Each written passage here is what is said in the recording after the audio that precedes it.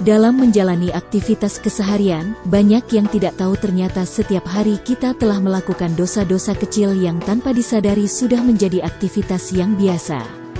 Bahkan karena saking seringnya kita malah menganggap hal-hal tersebut bukanlah sesuatu perbuatan yang tidak baik, melainkan sudah menjadi rutinitas keseharian. Manusia memang tidak luput dari salah dan dosa. Berikut ini adalah beberapa dosa kecil yang mungkin sering sekali kita lakukan tanpa disadari bahwa itu adalah perbuatan yang tidak baik. Sebelum kita lanjut, jangan lupa untuk subscribe channel Pondok Langit dan aktifkan lonceng notifikasi agar tidak ketinggalan update informasi-informasi menarik dari channel ini. Jika bermanfaat, jangan lupa pula untuk like, komen, dan membagikan video ini ke sosial media yang Anda miliki. 1. Mencontek. Kalian yang berstatus pelajar pastinya tahu aktivitas yang satu ini. Ya, mencontek adalah kegiatan kecurangan yang tidak baik. Di sisi lain, mencontek adalah perbuatan curang yang secara langsung merugikan kamu sendiri karena kamu telah membohongi dirimu sendiri dan orang lain. Ketidakjujuran dimulai dari hal-hal sederhana seperti ini. Tentunya kamu sangat tahu kalau hal ini adalah perilaku tidak jujur yang sedang kamu tanamkan dalam kehidupanmu dan juga teman-temanmu. Jadi, mari berlaku jujur dan tidak curang ya.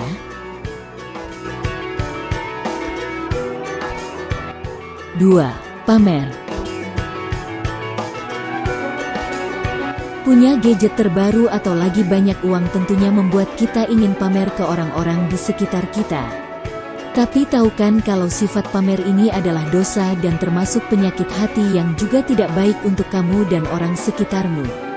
Pamer atau bahasa lainnya, ria ini sering sekali kita lakukan tanpa sadar. Berharap orang lain mengagumi apa yang kamu punya dan haus pujian jadi salah satu alasan kamu buat pamer sana-sini. Apalagi di era sosial media seperti sekarang ini, membuat kita lebih gampang untuk memamerkan apa saja yang kita miliki. Tinggal upload foto di Facebook atau Instagram maka kita sudah termasuk ke dalam kategori orang yang lagi pamer. Ini tidak baik untuk mental, dan pastinya bisa membuat orang lain di sekitar kita yang belum tentu semua suka dengan apa yang kita lakukan. Stop membela diri bahwa ini dan itu adalah kehidupanmu dan orang lain tidak perlu ikut campur. Kalau Anda sudah berpikir seperti itu, maka Anda sudah masuk ke dalam dosa yang lebih besar lagi yaitu sombong karena merendahkan orang lain.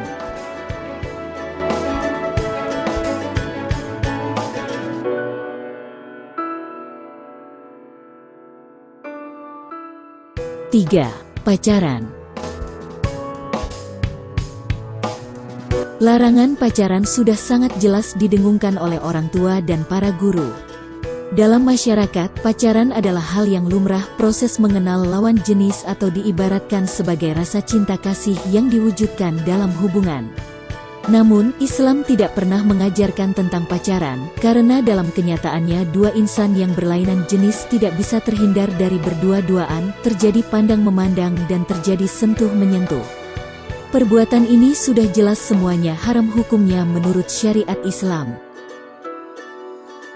Rasulullah bersabda, jangan sekali-kali seorang laki-laki bersendirian dengan seorang wanita, kecuali si wanita itu bersama mahramnya.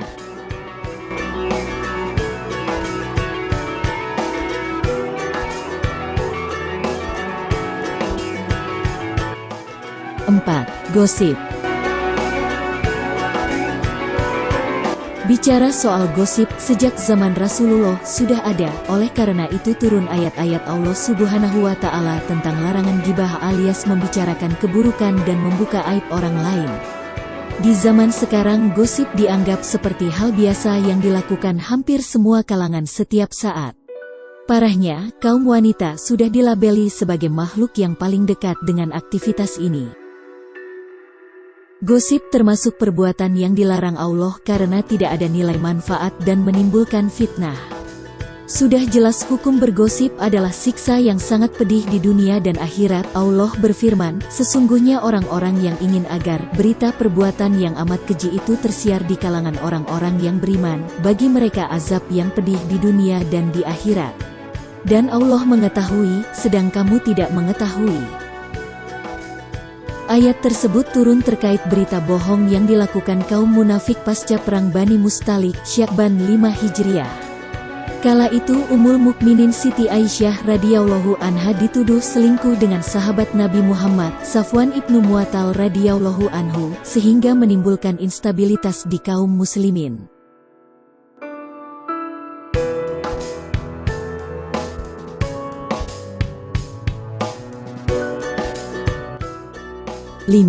Dusta. Dusta atau berbohong merupakan sebuah sifat tercela yang sangat dilarang oleh agama Islam. Kata bohong menjadi sebuah kata yang begitu erat kaitannya dengan kehidupan sehari-hari. Hal ini bukan tanpa alasan mengingat setiap orang tentu pernah berbohong. Sulitnya menghindari bohong menjadikan bohong sebagai sebuah penyakit segala zaman yang begitu susah untuk dihilangkan. Berbohong, bagaimanapun itu dianggap dan mungkin memang dirasakan memberikan keuntungan, pada hakikatnya sama sekali tidak ada keuntungan yang diperoleh. Di sisi lain, kebohongan mengantarkan pelakunya pada neraka, sebesar apapun harapannya untuk hidup bahagia. Sesungguhnya kejujuran menunjukkan kepada perbuatan baik dan perbuatan baik menunjukkan kepada surga, dan sesungguhnya seseorang yang membiasakan jujur ia akan dicatat di sisi Allah sebagai orang yang jujur. Dan sesungguhnya dusta menunjukkan kepada perbuatan dosa, dan perbuatan dosa menunjukkan kepada neraka, dan sesungguhnya seseorang yang biasa berdusta ia akan dicatat di sisi Allah sebagai pendusta. Hadis riwayat Bukhari Muslim. Muslim yang taat, entah ia sebagai pemimpin, pengusaha, politisi, birokrat, karyawan sampai buruh sekalipun, tidak akan pernah mau, apalagi sampai sukarela untuk melakukan kebohongan-kebohongan. Sebab cepat atau lambat, kebohongan pasti menjerumuskan pelakunya pada kesengsaraan besar, baik di dunia, lebih-lebih di akhirat.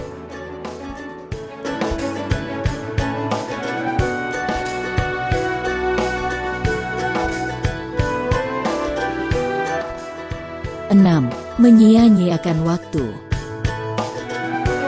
Setiap orang tentu sudah memahami bahwa waktu adalah anugerah dari Allah berupa kesempatan dan jalan untuk mengisi kebaikan dan ibadah di dalamnya. Waktu adalah pemberian yang kita tidak tahu sampai kapan akan tetap dimiliki atau dinikmati, sebab itu selalu ada anjuran untuk menggunakan waktu dan memanfaatkan waktu sebaik mungkin agar nantinya tidak hilang, sebab waktu adalah bagian dari diri kita sendiri. Wahai manusia, sesungguhnya kalian hanya bagaikan hari. Tatkala satu hari hilang, akan hilang pula sebagian darimu. Sudah lumrah zaman sekarang anak muda menghabiskan waktunya untuk nongkrong berjam-jam tanpa kegiatan yang jelas, main game seharian, atau melakukan hal-hal yang membuang waktu saja. Membuang waktu dengan kegiatan yang tidak jelas adalah dosa kecil yang kita perbuat karena menyia-nyiakan kehidupan yang telah diberikan oleh Tuhan.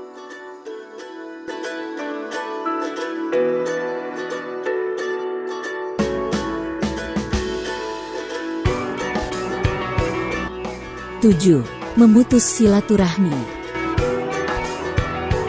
Perselisihan sesama teman seringkali terjadi, bahkan tidak jarang terjadi dalam lingkungan keluarga. Ketidakcocokan dan kesalahpahaman jadi latar belakang yang membuat hubungan renggang dan akhirnya tidak lagi saling bertegur sapa. Dalam Islam sangat menekankan ikatan silaturahmi antara saudara dan keluarga sesama Muslim. Sebaliknya, sangat mengecam perbuatan memutus silaturahim. Di dalam hadits dengan keras Rasulullah menegur. Artinya, tidak akan masuk surga orang yang pemutus, yakni pemutus ikatan silaturahmi. Hadis riwayat Bukhari dan Muslim.